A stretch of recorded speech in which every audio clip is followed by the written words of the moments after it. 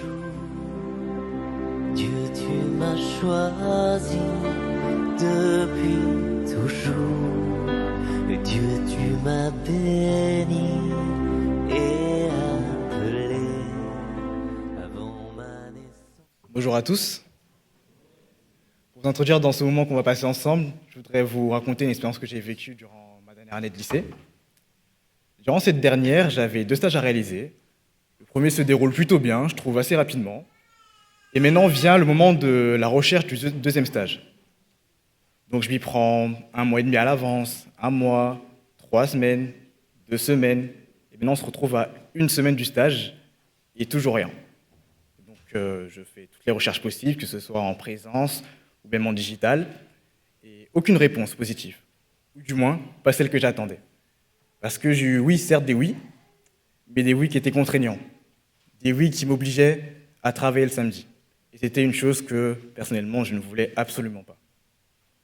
Donc on arrive durant cette dernière semaine et je vais au lycée.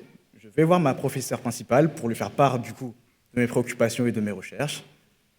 Je lui explique ma situation, qui était un peu compliquée. Et elle me répond, « Écoute, Mike, c'est bien noble de ta part de respecter ta religion, d'être autant engagé dedans, mais dans la vie, il faut faire des compromis. » Donc bon, des compromis, bon, ça sonnait mal pour moi. Donc, je sors de ce rendez-vous et dans ma tête, c'était déjà sûr, je me suis déjà mis dans ma tête qu'avec Dieu, j'allais pas faire de compromis. Je me suis dit que j'allais tenir et j'allais prendre courage. Donc durant cette dernière semaine, avec ma famille, on s'est mis en prière et on se disait que voilà, Dieu allait pourvoir à mes besoins. Bon, je ne vous cache pas que là, on arrivait à 1 jour avant le stage et toujours rien. Donc Dieu pourvoit, mais à ce moment-là, j'avais un petit doute quand même. Donc on arrive à ce dernier jour, on arrive à la veille et puis je me dis bon, le bac, bon, on y pensera une prochaine fois, c'est pas grave. Du coup, à la veille de mon stage, j'ai un ami qui m'appelle et qui me propose de se balader sur Bellecour. Donc à ce moment-là, je me dis, bon, on va se vider un peu la tête, et en passant, je vais prendre un petit CV dans la sacoche, on ne sait jamais. Du coup, on se balade sur Bellecour, et on tombe sur un magasin qu'on n'a pas l'habitude d'y aller, qu'on voit seulement en façade, mais qu'on se dit, non, on ira une prochaine fois. Mais au final, on rentre dedans, avec mon ami. Mon ami trouve son bonheur à l'intérieur, et pendant qu'il est en cabine d'essayage, je discute avec la vendeuse qui était très aimable, du coup j'initie une discussion avec elle, et je lui pose la question de, voilà, est-ce que vous prenez des stagiaires en ce moment? Du coup, elle me répond que je sais pas, il faut voir avec le responsable qui est dans l'autre rayon. Du coup, elle me dit par contre, avant d'y aller, tiens-toi droit, souris, et ça va le faire. Du coup, je me tiens droit, je souris, et j'y vais. Donc je viens voir le responsable et je lui pose cette fameuse question qui est, voilà, est-ce que vous recherchez des stagiaires? Il me répond oui. Maintenant vient la question du samedi. Parce que pour ceux qui ne savent pas, voilà, le samedi c'est la plus grosse journée en commerce. C'est la journée où les gens achètent le plus, où il y a le plus de passages. Donc en général, les commerçants renforcent les équipes pour ne pas justement être surpris par la masse. Donc je lui pose cette fameuse question pour le samedi et il me dit non. Donc bon, je prends une petite clim, à ce moment-là, je me dis, bon, j'ai fait tout ça de chemin, je me suis dit, bon, on y était presque, mais on n'y est pas encore. Du coup, je le travaille un peu au corps, je lui dis que voilà, j'ai des responsabilités un peu ailleurs. Donc il me dit, bon, de base c'était non, mais pour toi, je veux bien faire un compromis. Un compromis. Et du coup, par la suite, comme vous en doutez bien, j'ai pu passer ce stage, et par la suite, bien sûr, avoir mon année et mon bac. Donc je veux vraiment qu'à travers cette expérience, vous placiez votre confiance en Dieu et que vous verrez que même lorsque vous êtes au pied du mur, c'est le monde qui fera des compromis pour vous. Et vous ne ferez pas de compromis pour Dieu. Prenons ensemble Jean 16, verset 33.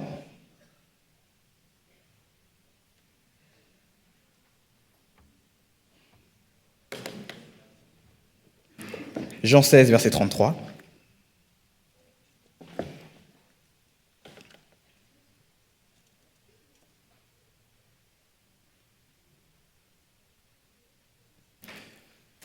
Je vous ai dit ces choses afin que vous ayez la paix en moi.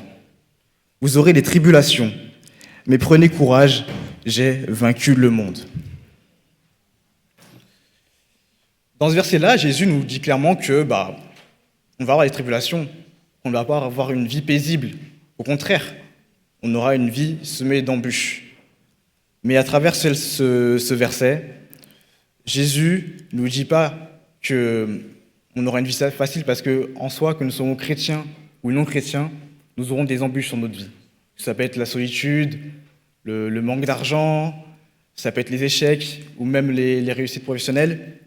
Dans tout cela, nous allons souffrir. Et ouais, nous allons souffrir. La vie chrétienne n'est pas de tout repos, nous ne sommes pas immunisés contre ces choses de la vie. Mais par contre, Jésus nous promet une chose, c'est qu'il sera toujours avec nous dans ces épreuves-là et qu'il nous accompagnera la main dans la main. Parce que, comme je l'ai dit, nous vivons des épreuves et en fait, ces épreuves sont des épreuves de vie que tout le monde peut vivre. Mais pour nous, chrétiens, ces épreuves peuvent devenir des épreuves de foi. Parce que Dieu se sert de ce que nous vivons pour travailler notre cœur. La différence entre cette épreuve de vie et les épreuves de foi qu'on peut avoir n'est pas seulement dans la difficulté, mais dans seulement la réaction vis-à-vis de celle-ci. Parce que si je me laisse abattre et que je me laisse écraser par cette épreuve, je reste dans une épreuve de vie. Mais si je décide aujourd'hui de placer ma confiance en Dieu et d'utiliser cette épreuve comme un tremplin qui pourra élever ma foi et mon chemin avec Dieu. Prenons ensemble 1 Pierre 1, verset 7.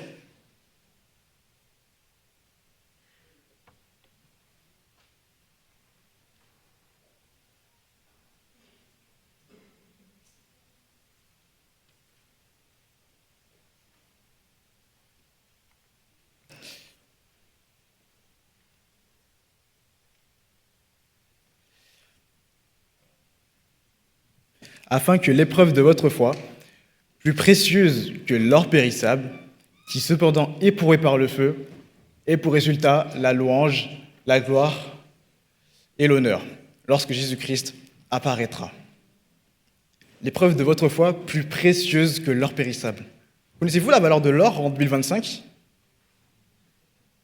Bon, allez, en 2025, pour à peu près 1 kg d'or, bon c'est beaucoup, mais 1 kg d'or, ça équivaut à peu près à 100 000 € ou un peu plus. Donc, on peut faire un petit exemple avec ça, on peut faire un exemple en se disant que, voilà, comme si un ami venait vers vous, un ami, un proche, un parent venait vers vous et vous disait « Écoute, Mike, l'épreuve que tu vis en ce moment, je suis prêt à te l'échanger contre 100 000 €. Est-ce que tu es partant ? Est-ce que vous êtes partant de l'échanger contre 100 000 €? Tous les temps sont durs, donc en vrai, 100 000 €, je ne dirais pas non. Mais voilà, dedans, Pierre veut vraiment mettre l'accent sur le fait que notre foi a plus de valeur que toutes ces choses matérielles. Et que les épreuves sont nécessaires pour notre croissance. Surtout, ce qui est beau avec l'or, c'est que même lorsqu'il est éprouvé par le feu, comme dit dans le verset, il ne disparaît pas. En contraire, il en ressort purifié. Encore plus précieux qu'avant, de la même façon, nous passons par le feu des épreuves pour en sortir grandi et transformé. Comme dit précédemment, on ne choisit pas toujours les épreuves de vie qui tombent sur notre route parce qu'elles peuvent surgir à tout moment et sans prévenir. Mais par contre, on a toujours le choix de la réaction vis-à-vis de celle-ci. Soit de te laisser t'écraser ou soit en faire une épreuve qui te fortifie. Et tout cela passe par un changement clair qui est un changement de vision sur l'épreuve que tu vis. Changer de vision sur l'épreuve, c'est passer du « pourquoi moi » à passer à « Seigneur, que veux-tu m'apprendre à travers cela ?» Changer de vision, c'est y croire que Jésus a un but pour nous, même si on ne le comprend pas toujours. Et rien n'arrive sans que Dieu le sache. Et même si l'épreuve peut sembler difficile, elle n'échappe jamais à son contrôle. Donc on peut demander à Dieu de nous aider à travers cette épreuve. De notre côté, nous devons fournir les efforts nécessaires afin de la surmonter. Donc voilà, au lieu de rester dans un questionnement constant en se disant que voilà, pourquoi cela m'arrive, il faudrait plutôt se demander pourquoi Dieu permet-il cela. Vers quel but veut-il m'amener, vers quel niveau veut-il que j'aille. On peut faire un petit exemple avec par exemple Joseph, qui a en premier lieu, qui a été vendu par ses frères, qui a été mis en prison. À ce moment-là, on peut se dire clairement, où est Dieu? On se dit que voilà, Dieu est là et parmi nous, mais à ce moment-là, Joseph, il souffre. Enfin, il est vendu par ses frères, il est en prison. À ce moment-là, il peut se dire que voilà, Dieu m'a abandonné. Mais malgré tout cela, il était au centre de la volonté de Dieu. Parce que qui aurait pu imaginer que Joseph aurait pu s'élever aussi haut? Et il aurait pu sauver des milliers de vies de la famine. Même dedans, en pensant que même en souffrant, on pourrait se dire que on souffre pour rien ou que les résultats sont pas là. Mais là, en l'occurrence, Joseph a pu s'élever aussi haut et sauver des milliers de vies. On peut même faire aussi un exemple avec David face à Goliath. Humainement, avec une façon plutôt logique, personne n'aurait misé sur la victoire de David. Enfin, personne n'est assez fou pour miser sur la victoire de David même. La cote était plutôt à 50 contre 1 contre David. Donc personne n'aurait mis une pièce dessus, pas moi. Donc bon, on peut se dire que ça va être compliqué, et même malgré les moqueries qu'il a pu avoir, malgré les difficultés qu'il a pu voir devant lui, il n'a pas flanché, et il a pu triompher de ce combat. Donc même dans ces moments-là, David était au centre de la volonté de Dieu. Ou même pour moi, qui suis devant vous actuellement, d'habitude on me voit tout le temps du côté de la technique, ou même du côté de la batterie, mais je pense que si je suis devant vous aujourd'hui, c'est parce que c'était aussi la volonté de Dieu, et qu'il a voulu que je transmette ce message pour vous aujourd'hui.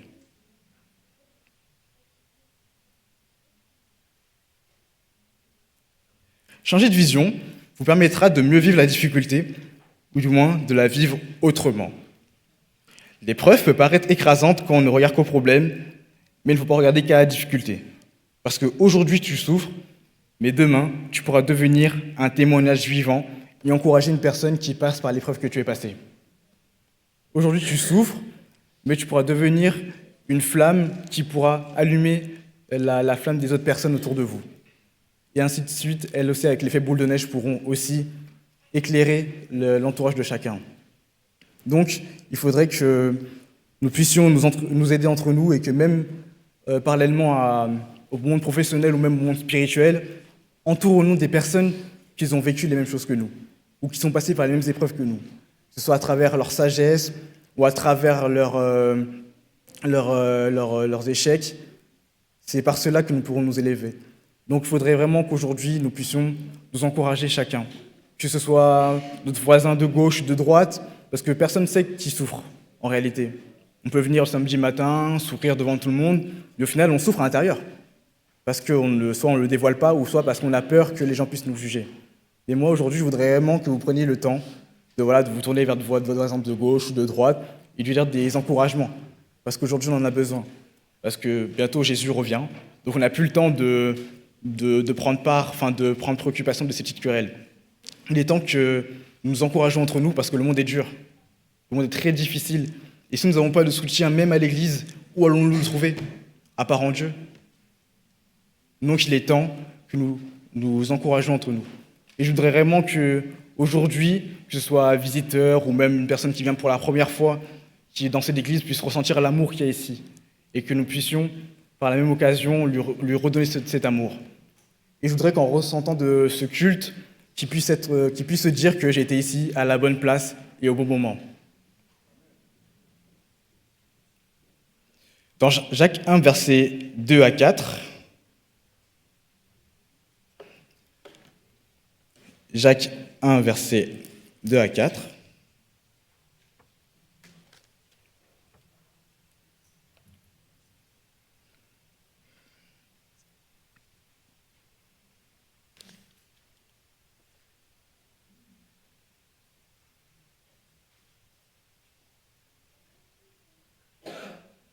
mes frères, regardez comme un sujet de joie complète les diverses épreuves auxquelles vous pouvez être exposés. Sachant que l'épreuve de votre foi produit la patience, il faut que la patience accomplisse parfaitement son œuvre, afin que vous soyez parfaits et accomplis sans faillir. Dedans, Jacques va plus loin et nous dit que nous devons nous réjouir des épreuves. Bien sûr, il ne se réjouit pas de nos souffrances, mais il se réjouit de la résultance de ces épreuves-là. Il se réjouit parce qu'elle sait ce qu'il produit en nous. Il sait que les épreuves vont venir nous affermir ou nous faire nous rapprocher de Dieu. Même plus loin dans Romains 5, versets 3 à 5.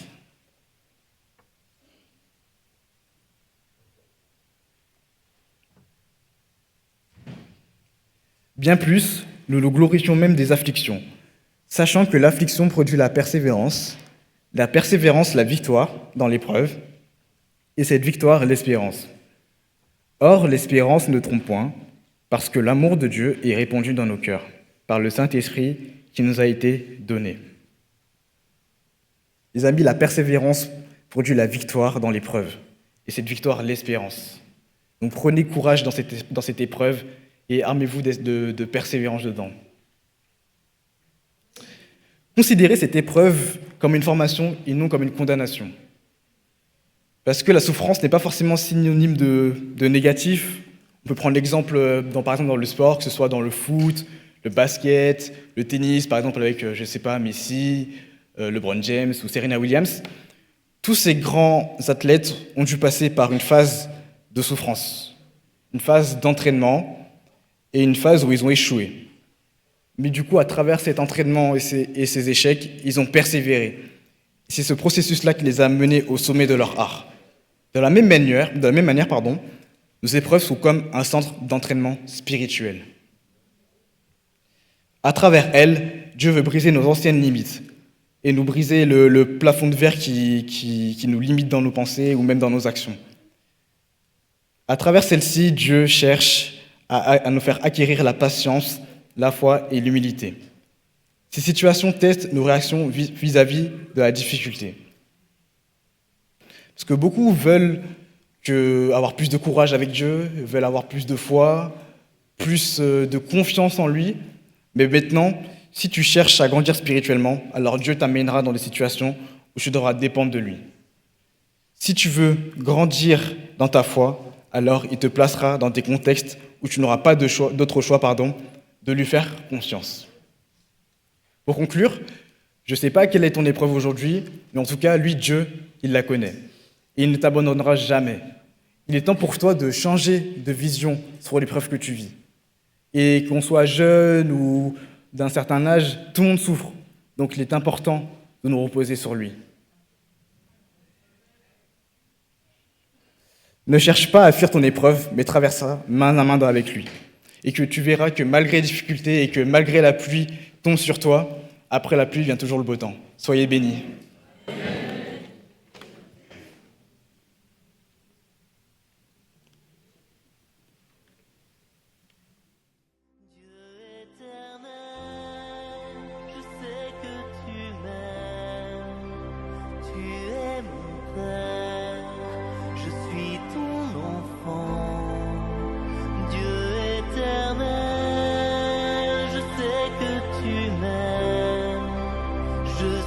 À toi, éternellement, où donc aller, loin de ton souffle, où m'enfuirai-je, loin de ta face, je monte aux cieux, mon Dieu, tu es là, dans les abîmes. Ta main est sur moi, Dieu éternel.